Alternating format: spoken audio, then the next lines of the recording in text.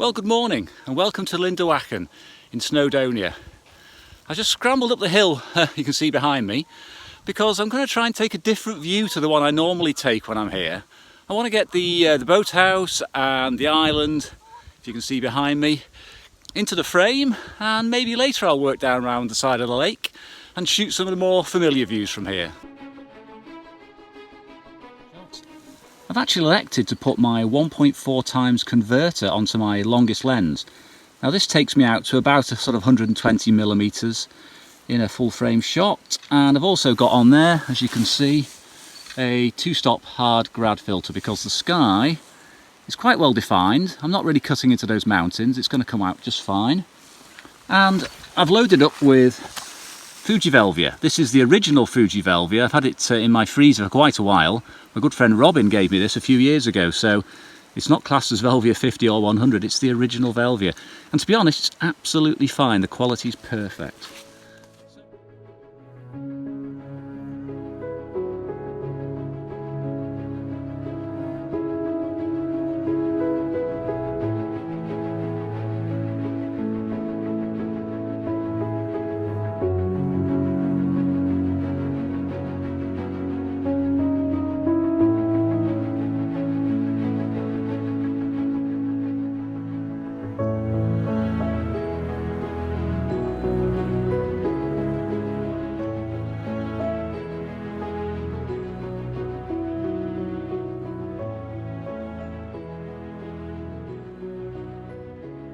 Now I'm in position, but the light's not quite where I want it to be yet. I've got that lovely hillside being illuminated, but the other side, it's not catching the light yet, but that shadow is gradually, or should I say very rapidly, being chased away by the rising sun. I may take one safety shot just in case it actually deteriorates the conditions and it doesn't look as good with the sun on the other side. But I think I'll also stick it out and see what happens when the sun comes across. Well, I'm struggling with that composition. The light's dipped away behind clouds. I've tried a few others. I've tried this one behind me. Looks quite nice on the little video camera. Just can't get it to work in the square format.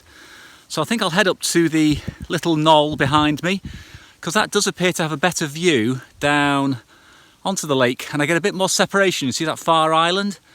That hillside is just cutting into it, the reflection. I need to get above that and get that separated.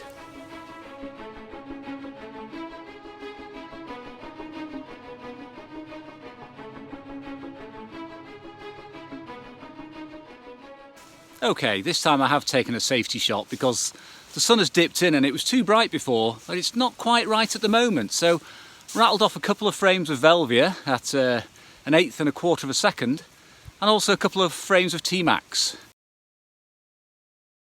I've got my standard 80mm lens on, that's a 50mm equivalent, and I'm now moved over from shooting TMax to shooting with Velvia. Now, my darkest object in the scene is that rock down in the bottom left of the frame.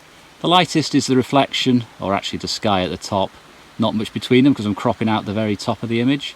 So I'm looking to shoot around about 1/8 of a second, but it is changing the light, so I have to keep metering just to keep on top of it.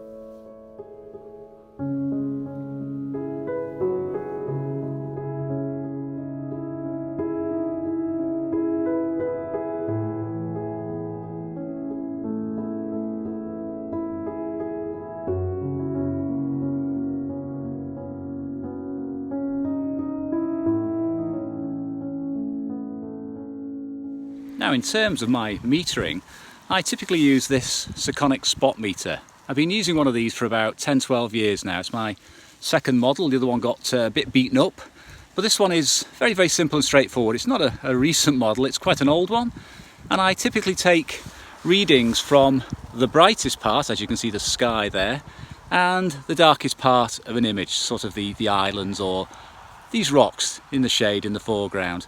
And I have to balance my exposure. Now, depending on the type of film I'm using, I'll bias it towards the highlights or the shadows. I bias slide film towards the shadows, highlights, because I don't want to lose any of that detail in the sky. But for negative film, which is a lot more tolerant, I ensure I've got plenty of shadow detail. I don't worry about the highlights too much, I can always recover those later. Now I'll be honest, I keep getting drawn back to this view you can see behind me. Let me get out of the way so you can see it. What I've got here is this lovely intersection of the mountain coming down here, and this cloud just covering the hilltop behind that. Now that's going to work fantastically in a square format, because I'm going to get that lovely line of the mountain dropping down top to bottom, and this other one cutting in, providing a wonderful intersection for the eyes to lock onto. The colours are great too, absolutely fantastic. Now I'm shooting it with Ektar, and also with Velvia. I've loaded a roll of Ektar because I was struggling on the last scene with the contrast. It was a little bit outside the range of Velvia. Ektar's going to cope absolutely fantastic with this though, no problems at all.